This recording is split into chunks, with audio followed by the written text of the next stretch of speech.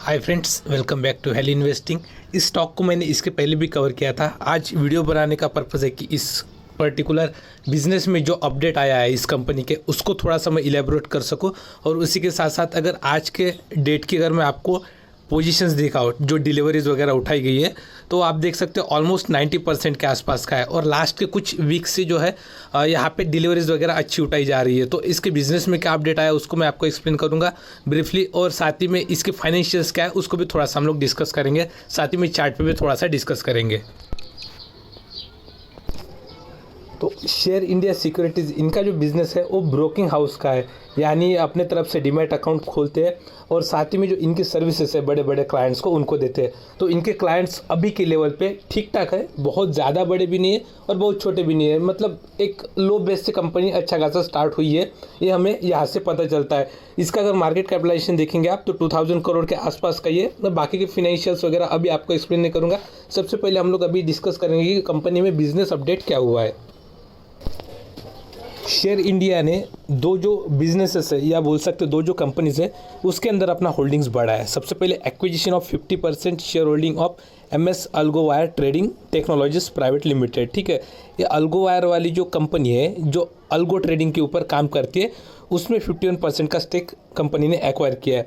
Second वाला है AU trade solutions करके। ठीक है, ये कंपनी सॉल्यूशन का काम प्रोवाइड करती है जो भी अपने क्लाइंट्स वगैरह है उनके लिए।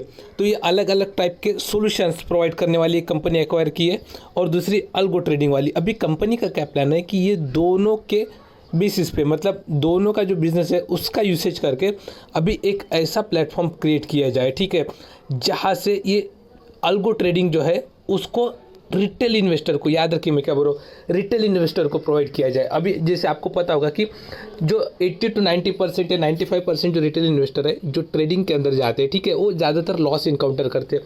तो ये कंपनी क्या कर रही है, ये कंपनी प्लेटफॉर्म प्रोवाइड नहीं कर रही है उनको ट्रेडिंग के लिए, ये कंपनी अल्गोरिदम्स प्रोवाइड करेगी। ठीक है, प्लेटफॉर्म तो करेगी, प्लेटफॉर्म के अंदर ये ट्रेडिंग के लिए अल्गोरिदम्स भी प्रोवाइड करेगी। तो यहाँ से अगर किसी रिटेल इन्वेस्टर ने उनके अल्गोरिदम्स को अगर यूज़ करके प्रॉफिट बना लिया तो डेफिनेटली वो रिटेल इन्वेस्टर स्टक रहेगा उनके साथ में। तो इससे बेनिफिट क्या होगा कंपनी को कि रिटेल इन्वेस्टर भी कमाएगा एज वेल एज जो कंपनी है वो भी कमाएगी। तो एक रिटेल इन्वेस्टर को फर्स्ट टाइम कोई ऐसे कर रहा है, मतलब जनरली ये बड़े बड़े क्लाइंट्स को ये जो सॉल्यूशंस है वो दिए जाते हैं, बट रिटेल इन्वेस्टर के लिए ये कंपनी ऐसा प्लान ला रही है। तो सबसे पहला काम हो गया। दूसरा काम क्या करेगी कंपनी कि कंपनी ऐसा प्लेटफॉर्म प्रोवाइड करेगी सेम प्लेटफॉर्म के ऊपर कि ऐसे भी होगा कि चाहे तो रिटेल इन्वेस्टर अपनी स्ट्रैटेजी खुद यहाँ पे लिख सकेगा, उसको कोडिंग वगैरह लिखने की ज़रूरत नहीं है। बस छोटा मोटा जो उसका नॉलेज है कि ठीक है RSI यहाँ पे आ गया, ये 52 लोग के आसपास आ गया, MACD इन्वर्ट हो गया, ऐसे जो भी मतलब वहाँ पे जो जो चीज़ें रहेगी उसको डाल के वो अपने नॉलेज के बेसिस पे भी कुछ अल्गोरिदम्स लिख सकता है मतलब इन द सेंस वो क्रिएट करेगा सिर्फ ब्लॉक से, और उसके अकॉर्डिंगली वो ट्रेड करेगा। तो यहाँ पे क्या है, जो रिटेल इन्वेस्टर रहेगा अगर उसका पार्टिसिपेशन अगर बढ़ गया, अगर वो अर्निंग्स यहाँ से जनरेट करने लग गया, तो डेफिनेटली उस टाइम पे क्या होगा आपको पता है कि रिटेल इन्वेस्टर भी कमाएगा, कंपनी भी कमाएगी। और इसी के साथ साथ अगर ये कंपनी इस प्लान में सक्सेस हो गई तो आप यकीन मानिए, क्योंकि ऑलरेडी बहुत ज़्यादा, मतलब हम लोग बोल सकते हैं 80 to 90% जो मार्केट के अंदर इन जो ट्रेडर है उसमें रिटेलर्स ही आते हैं। बहुत कम है जो कि मतलब ज़्यादा पैसा कमाने वाले जो है वो रिटेल इन्वेस्टर ही है। ठीक है, तो अगर वो कमाने लग जाए और उनको प्लेटफॉर्म अगर सही वाला मिल जाए तो डेफिनेटली उस टाइम पे एक यूनिक चीज़ होगी, ऐसे हम लोग सोच सकते हैं। और ये शेयर इंडिया करने की कोशिश कर रहा है। मुझे पता नहीं कि ये इसमें कितना सक्सेस होंगे, लेकिन अगर सक्सेस हो गए तो डेफिनेटली इनके इसमें बहुत ज़्यादा वैल्यू अनलॉकिंग होगी इस कंपनी के अंदर। वही हमें शायद अभी देखने के लिए मिल रहा है कि जो फ्यूचर के प्लान्स हैं इनके वाले, वो फ्यूचर के प्लान्स बेटर लग रहे हैं। तो इसके अकॉर्डिंगली अभी के लिए बेट लगा देते, फ्यूचर में देखेंगे कि कंपनी किस तरीके से परफॉर्म करेगी। तो कुछ पोर्शन मैंने अपना बोल सकते हैं 1.5 to 2% का मेरे पोर्टफोलियो का इस शेयर को दिया हुआ है मैंने, शेयर इंडिया को। और देखते आने वाले टाइम पे, इसको मैंने ऑलरेडी आपको बहुत कम प्राइस पे सजेस्ट किया था। जब मैंने इस कंपनी को कवर किया था उस टाइम पे अप्रॉक्सीमेटली 550 रुपीज़ का प्राइस चल रहा था, जो कि अभी बढ़ के 650 हुआ है। प्राइस का इतना मैटर नहीं करता है, बिजनेस किस तरीके से ग्रो हो रहा है उसको मैटर करेगा। तो यहाँ पे मैंने देख सकते हैं आप एक कमेंट लिखा था, एवरी ईयर 35% ऑफ रिटर्न्स। तो मेरे अकॉर्डिंगली ये इतना या इससे भी ज़्यादा दे सकता है। अगर ये इनके प्लान सक्सेस हो जाते हैं तो डेफिनेटली इसको तो इजीली वो ओवरकम कर लेगा।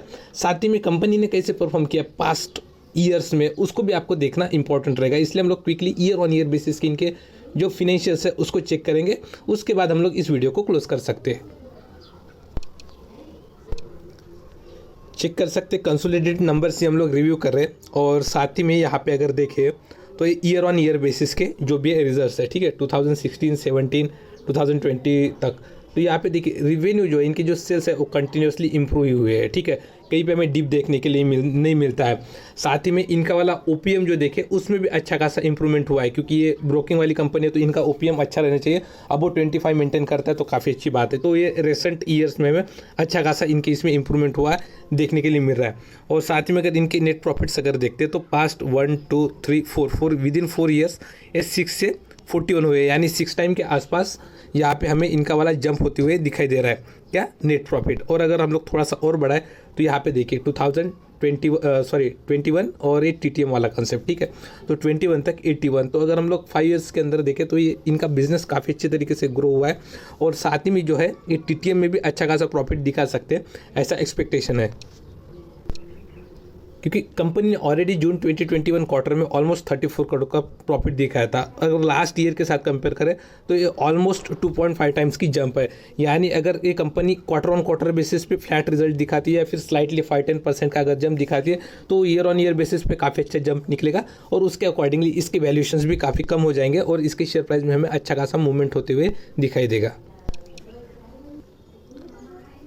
स्टॉक का पी अभी भी नॉर्मल है, 20.3 है, ठीक है। इंडस्ट्री का पी 22.2 दिखा रहा है। इसके कंपैरिजन में हम लोग देख सकते हैं कि मतलब फेयरली वैल्यूड है। साथ ही में इसके आरओसी और आरओई नंबर काफ़ी बेस्ट दिखाई पड़ते हैं। और यहाँ पे जो प्रमोटर होल्डिंग है वो भी डिसेंट सा है यहाँ पे, और प्लेज परसेंटेज यहाँ पे हमें कुछ भी दिखाई नहीं देता है।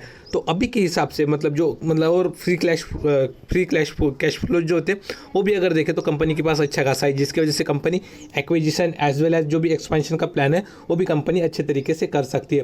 तो इन ओवरऑल पॉइंट्स अगर हम लोग देखें तो कंपनी अच्छा लगता है। अभी छोटा है, 2000 करोड़ का ही मार्केट कैप है, इसीलिए थोड़ा सा ज़्यादा परसेंटेज ऑफ अलोकेशन देना पोर्टफोलियो में सही नहीं रहेगा। बट मेरे अकॉर्डिंगली 1 से लेकर 2% इसको दिया जा सकता है। कोई चाहता है कि छोटे कंपनी में भी अच्छा खासा इन्वेस्टमेंट किया जाए और ग्रोथ ओरिएंटेड हो, तो इसमें आप 1% का एक आपका अमाउंट लगा के रख सकते हैं, ठीक है। आपके 1% से आपके पोर्टफोलियो का ज़्यादा कुछ होने वाला नहीं है। ये कंपनी ना ही एकदम से ज़्यादा डिप देगा, लेकिन अगर इसने प्रॉफिट्स अच्छे जनरेट किए, इनके प्लान्स वगैरह सक्सेस हो गए ना, तो डेफिनेटली उस टाइम पे ये शेयर हमें रॉकेट होता हुआ डेफिनेटली दिखाई दे सकता है। मैं ये लॉजिकल बेसिस पे, प्रैक्टिकल बेसिस पे बोल रहा हूँ। जो मैंने आपको प्लान्स बताए कंपनी के, उसको एक्सप्लेन करने के बाद बता रहा हूँ। अगर ये कंपनी उस प्लान के ऊपर सक्सेस होती है तो इनका आइडिया यूनिक लगा है, और अगर इसमें सक्सेस हो जाते तो आने वाले टाइम पे ये डेफिनेटली अच्छा खासा हमें यहाँ पे जंप होता हुआ दिखाई दे सकता है। अभी RSI अगर इसका देखें तो ये 74 के आसपास आता है। हो सकता है 1-2 दिन और थोड़ा सा करेक्शन दिखाई दे, और ये वाला अगर 620 615 के आसपास आता है तो एक आपका फर्स्ट अलॉटमेंट लगाने का अच्छा चांस रहेगा। और उसी में आप कोशिश करिए कि आपका 60 to 70% अमाउंट जो है लग जाए, क्योंकि उसके ऊपर अभी जैसे 90% के आसपास की डिलीवरी स्पीक करी गई है, ठीक है। तो क्वाइट पॉसिबल है कि ये इतना ज़्यादा फॉल भी ना हो। तो आप 70% अगर यहाँ पे लगा देते हैं और उसके बाद ये रिवर्सल होकर इसके क्वार्टर के अर्निंग्स अगर अच्छा आते तो वहाँ पे हमें फिर ये इतने नीचे लेवल्स पे दिखाई ना दे। इसलिए क्या है, यहाँ पे आप 70% का अमाउंट, आप जो भी इन्वेस्टमेंट रहेगा आपका पर्टिकुलरली 1% का, तो वो आप यहाँ पे लगा सकते हैं। और ये 600 का लेवल तो ये एकदम बेस्ट दिखाई देता है, ठीक है।